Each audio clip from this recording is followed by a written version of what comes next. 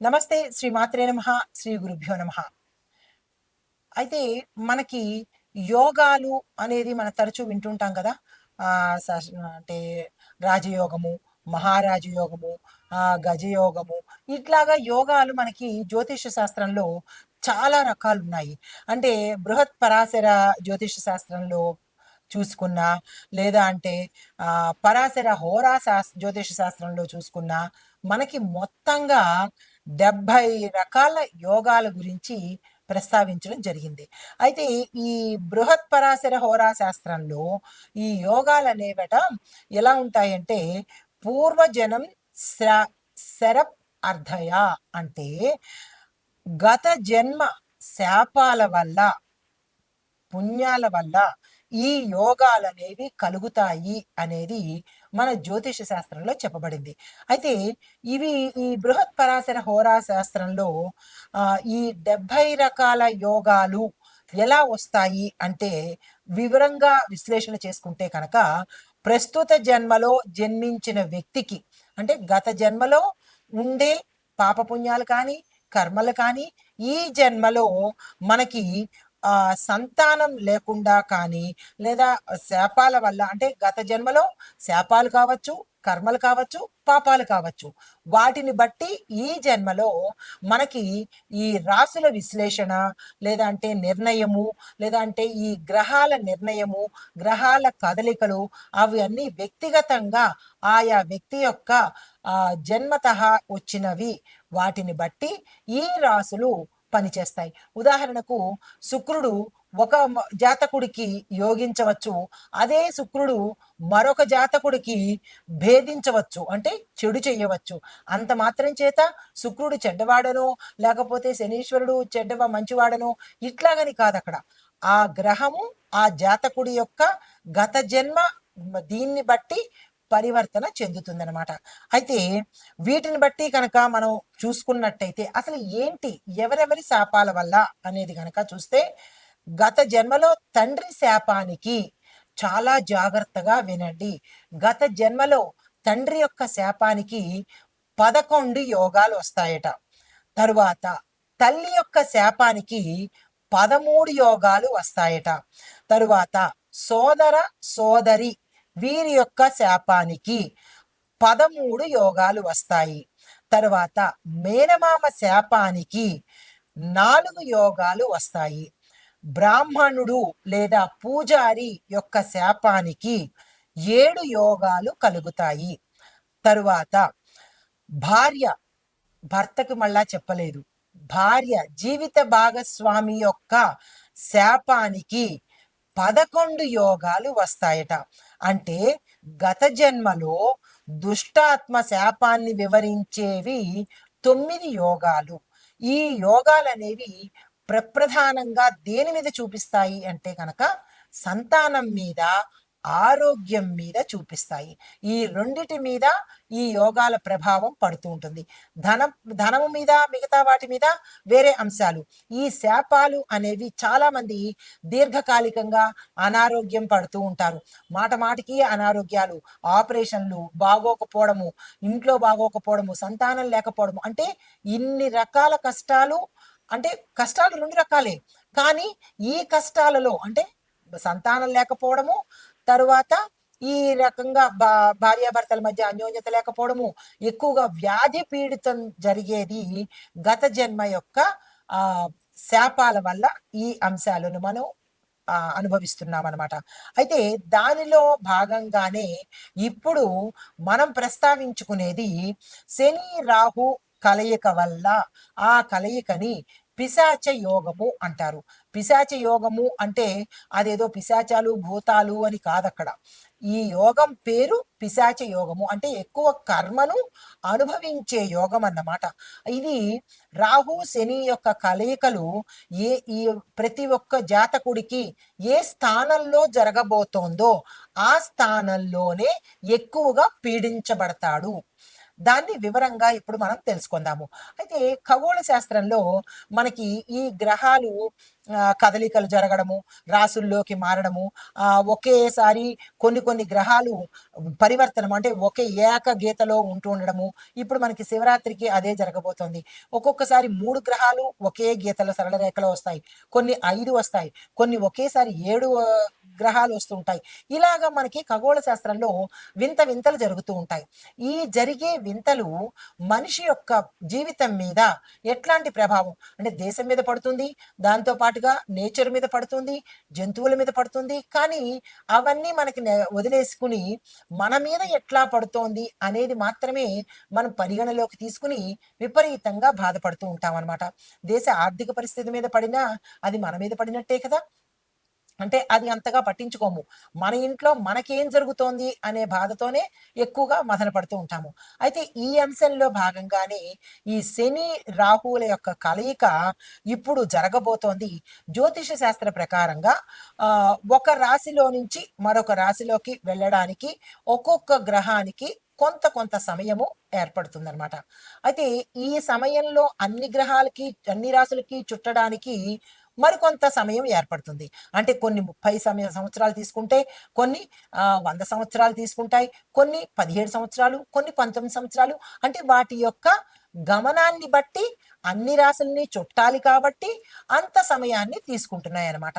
అయితే ఇప్పుడు మనం ప్రస్తావించుకునేది 30 ఏళ్ల తర్వాత మళ్ళా ఇప్పుడు మీన రాశిలోకి మార్చి 29వ తారీఖున శని రాహు యొక్క సంయోగం జరగబోతోంది. అయితే ఈ శని రాహు యొక్క సంయోగము మనకి రాబోయే కాలంలో మార్చి 29లో ఈ మీన రాశిలో జరుగుతోంది. అయితే ఈ రాశిలో జరిగినప్పుడు అందరి మీద ఎలాంటి ప్రభావం ఉంటుంది అంటే కొన్ని రాశులకు విశేషమైన మంచి ఫలితాలు ఇస్తూ ఉండడం. అంటే ఆ రాశుల్లో ఎవరు అంటే మిథున రాశి వాళ్ళు, తరువాత ధనస్సు రాశి వాళ్ళు, తరువాత కుంభరాశి వాళ్ళు, ఈ ముగ్గురికి విశేషమైన ఫలితాలు అంటే మిథునము, ధనస్సు, కుంభరాశి వాళ్ళకి విశేషమైన ఫలితాలను ఇస్తున్నాడు. అయితే మిగతా వాళ్ళకి ఎలా ఇస్తున్నాడు అంటే కనుక మిశ్రమ ఫలితాలను ఇస్తూ దాంతో పాటుగా అన్ని రంగాల వాళ్లకు ఎలా ఉండబోతోంది అనే అంశాన్ని ఈ శని రాహు యొక్క కలయికను మనము ఈ సంయోగాన్ని పిశాచ యోగము అంటారనమాట. కాబట్టి అది ఎలాంటి ప్రభావాన్ని ఇస్తోంది అనే అంశంలో భాగంగా ముందుగా అయితే ఈ కలయికలను ఉద్యోగం వాళ్ళకి విద్య, ఉద్యోగము, వ్యాపారము ఇలాంటి వాళ్ళకి ఎలాంటి ఫలితాలు ఇవ్వబోతోంది. తదుపరి రాశి కుంభరాశి. ఈ రాశిలో ఈ శని రాహు యొక్క గ్రహాల యొక్క సంయోగం వల్ల ఎలా ఉండబోతోంది అనే అంశంలో ముందుగా విద్యార్థులను కనుక తీసుకున్నట్టయితే చదువులో ఎలాంటి ఆలస్యం చేయకుండా, పోస్ట్ పోన్ చేయకుండా ముందుకెళ్లే ప్రయత్నం చేయండి. ఏ చదవాలి, ఎక్కడికి వెళ్ళాలి, ఏ ఏ కాలేజీలోకి వెళ్ళాలి, ఏ క్యాంపస్కి వెళ్ళి అదే ఏ ఇంటర్వ్యూ చేసుకోవాలి, అలాంటివన్నీ ముందు ఒక ప్రణాళిక వేసుకుని కనుక ఆ ప్రకారంగా వెళ్ళినట్టయితే ఫెయిల్యూర్ లేకుండా ఉండే అవకాశం ఉంది. దీనితో పాటుగా కొంతమందికి ఆటంకాలు ఎదురయ్యే అవకాశం ఉంది. ఎందుకంటే మీరు ఒక ప్లానింగ్ లేకుండా వెళ్తున్నారు కాబట్టి ఆటంకాలు ఎదురవుతాయి. జాగ్రత్తలు తీసుకోండి. ఉద్యోగస్తులకు ఉద్యోగంలో మార్పులు ఉన్నాయి. కొంతమందికి ప్రమోషన్స్ వచ్చే అవకాశం ఉంది, ఏరియర్స్ వచ్చే అవకాశం ఉంది. దాంతో పాటుగా మీకు ఇంక్రిమెంట్స్ కూడా పెరిగే అవకాశం గోచరిస్తోంది. దీంతో పాటు కొంతమంది అంటే ఉద్యోగాలు అంటే ఎక్కడంటే ఆటోమొబైల్స్లోను, రియల్ ఎస్టేట్లోను పనిచేసే ఉద్యోగస్తులకు టార్గెట్స్ పెట్టుకుంటారు కదా, ఆ టార్గెట్స్ రీచ్ అవ్వలేని పరిస్థితి గోచరిస్తోంది.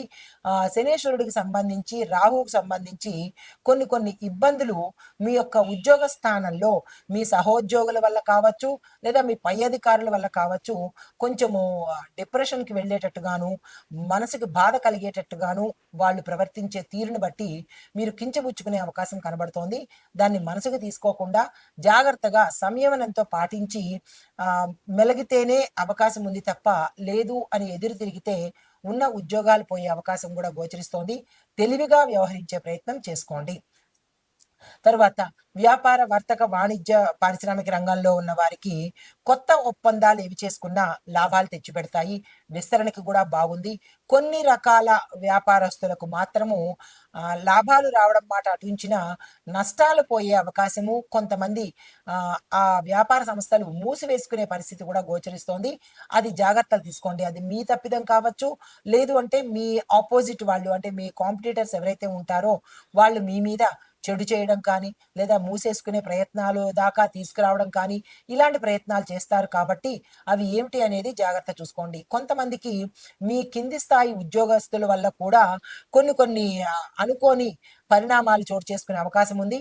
మీ విజను, మీ యొక్క అంటే సూపర్విజన్ తప్పనిసరిగా, అంటే మీ చూపు, మీ తెలివితేటలు వాటి మీద పెడితేనే తప్ప మీరు బయటికి గట్టెక్కలేని పరిస్థితి. మీ కింది స్థాయి వాళ్ళే మిమ్మల్ని మోసం చేసే అవకాశం ఉండొచ్చు, లేదా మీ కాంపిటీటర్స్ మిమ్మల్ని మోసం చేసే అవకాశం ఉండొచ్చు. చాలా అప్రమత్తతగా మీరు వ్యవహరించుకోవాలి. అయితే దీంతో పాటుగా కుటుంబ పరంగా చూసినట్టయితే కనుక కుటుంబంలో మంచి మంచి చేదు, చెడు అనుభవాలు ఎదురవుతాయి.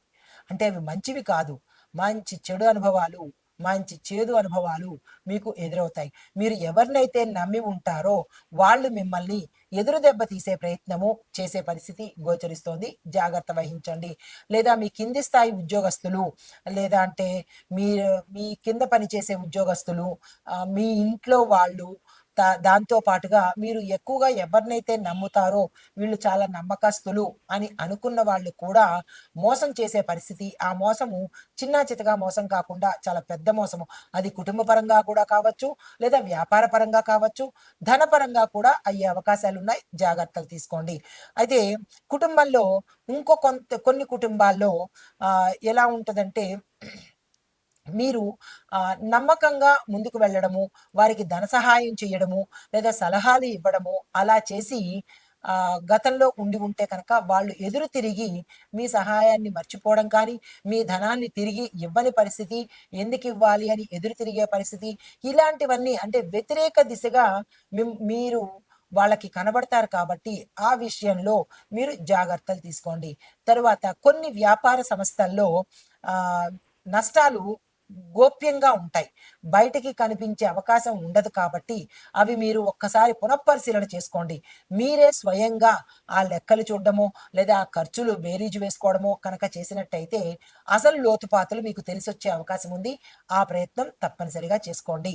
దీంతో పాటుగా ఆరోగ్యం చూసినట్టయితే కనుక ఆరోగ్యంలో సమస్యలు తక్కువే కానీ కొంతమందికి తీవ్రమైన అనారోగ్య సమస్యలు రావడము, చర్మానికి సంబంధించి లోపల అంటే ఇంటర్నల్ ఆర్గాన్స్లో కొన్ని ఇబ్బంది పెట్టేటట్టుగాను, తర్వాత గుప్తమైన సమస్యలు రావడము, ఇలాంటివి కొన్ని కనబడుతున్నాయి.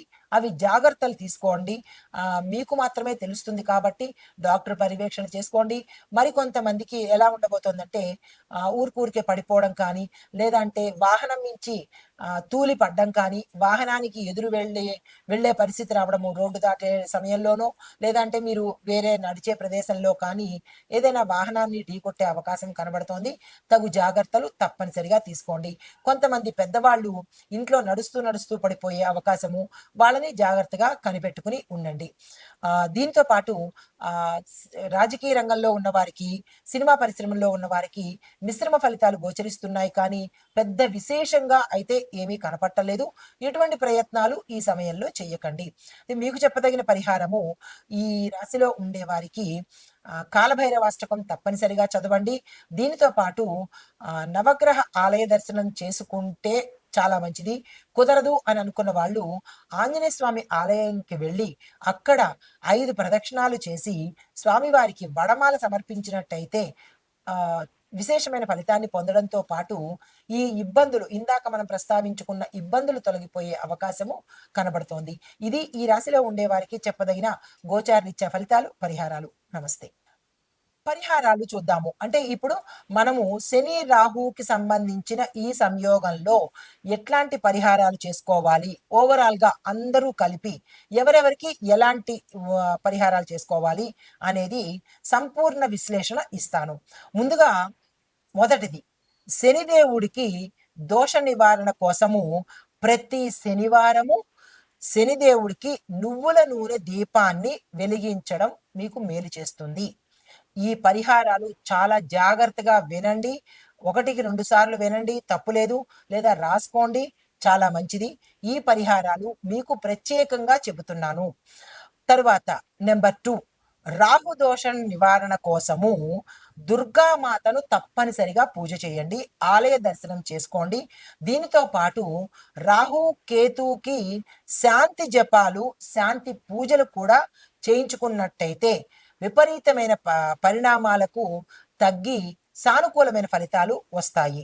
నెంబర్ 3, ఆర్థిక స్థిరత్వం కోసము ఎవరైతే ఆర్థికం స్థిరంగా లేదు, డబ్బులు ఖర్చు అయిపోతున్నాయి, అలాంటి వాళ్లకు లక్ష్మీదేవి పూజ చేసి ప్రతి శుక్రవారము గోధుమను దానంగా ఇవ్వండి.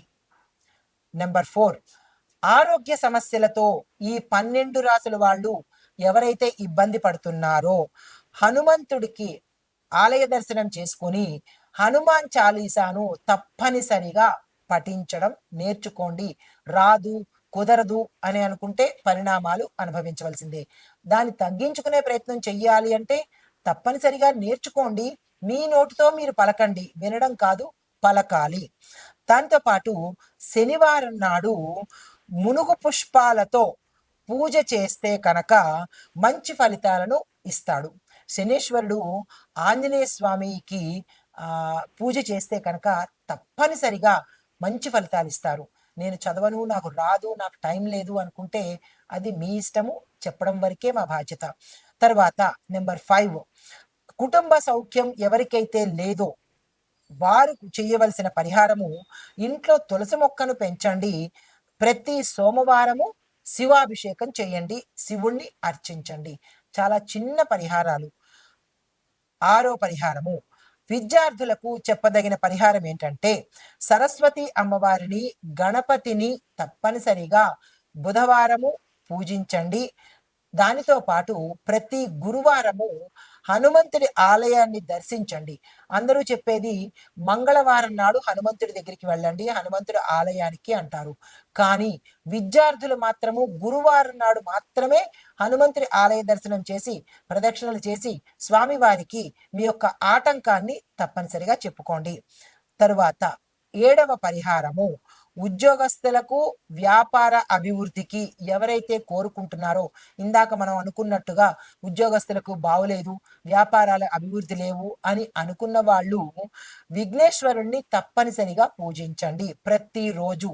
దీనికి ఒక రోజంటూ లేదు, ప్రతిరోజు వినాయకుడిని పూజించడంతో పాటు ప్రతి మంగళవారము గణపతి పూజ చేసుకోండి.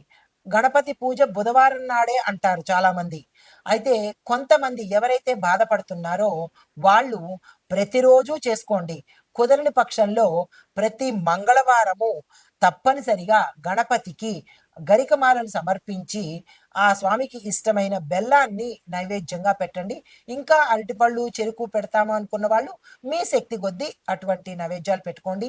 మాకు ఆ శక్తి లేదు అని అనుకున్న వాళ్ళు అధమపక్షం బెల్లాన్నైనా సరే నైవేద్యంగా పెట్టండి. ఈ 7 పరిహారాలు ఈ 12 రాసుల వాళ్ళు తప్పనిసరిగా చేసుకోండి. చేసుకున్నట్టయితే ఈ శని రాహు యొక్క సంయోగంలో, ఈ పిశాచ యోగంలో బాధలు పడకుండా సంతోషంగా ఉండేందుకు ఏ యోగాన్ని ఎవ్వరూ తప్పించలేరు. ప్రతి యోగము అనుభవించి తీరవలసిందే. కాబట్టి జాతకరీత్యా మన దోషాలను అనుభవించాలి తప్ప స్కిప్ చేసుకునే అవకాశము మనకి ఆ భగవంతుడు ఇవ్వలేదు. ఈ పరిహారాలు తప్పనిసరిగా పాటించుకోండి. మంచి కర్మను చేసే ప్రయత్నం తప్పనిసరిగా చేయండి. నమస్తే.